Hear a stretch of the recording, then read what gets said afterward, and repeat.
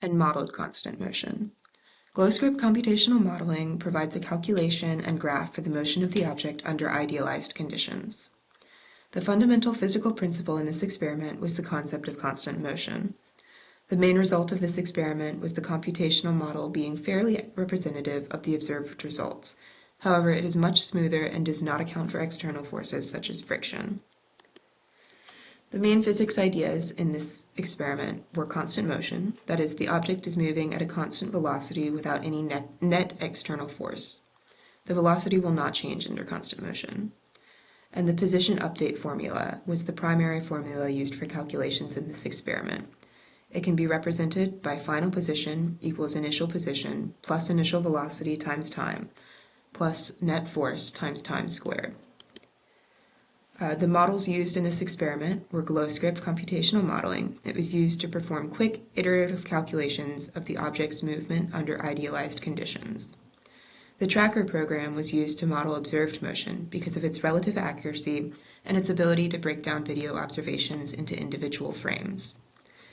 It is assumed that since the object is rolling, friction and other external forces are minimal, and thus the object accurately displays constant motion. Because the object is in constant motion, the velocity does not change, and thus initial velocity will be the same as average velocity. The physics principles used in this experiment are the principle of constant motion. When an object is moving with an unchanging velocity and the net external forces are equal to zero, it is in constant motion. This can be evidenced graphically when plotting position versus time results in something linear. The system in this experiment was the marker. The surroundings were the hand that gave the marker its initial velocity and the table upon which the marker was rolled. The initial conditions for the experiment were that the initial position was 0.0122 meters from the origin based on the data collected from tracker program. For the model, the initial position was assigned a value of 0. The time step was based on the frame rate from tracker.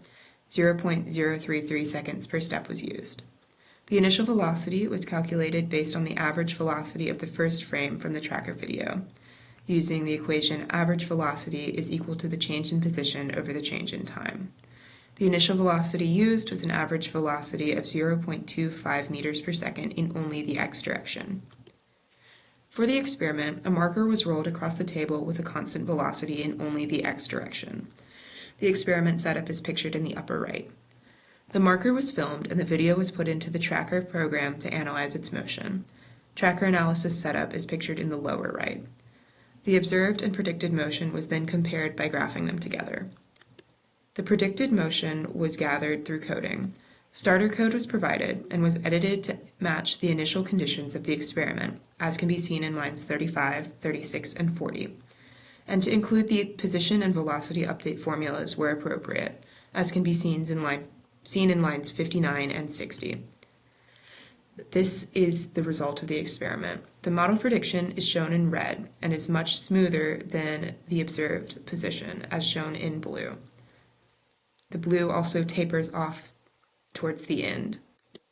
Some possible sources of error are shaky filming due to a lack of a tripod, inaccurate initial velocity as it is difficult to guarantee that the marker is pushed in a way that gives it no acceleration, and wobbles in placing tracking points in the tracker program.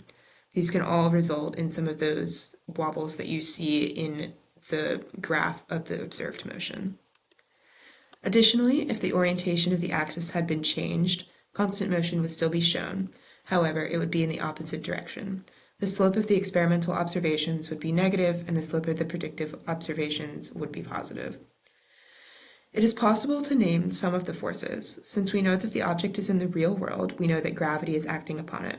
However, since it is not moving in the y direction, there must be another force, normal force, acting upon it so that the net force in the y direction is 0.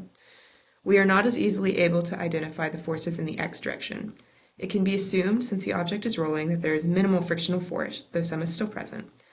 Because approximately constant velocity is observed, we can assume that the net force in the x direction is 0, though we are unable to tell what forces may be acting upon the object.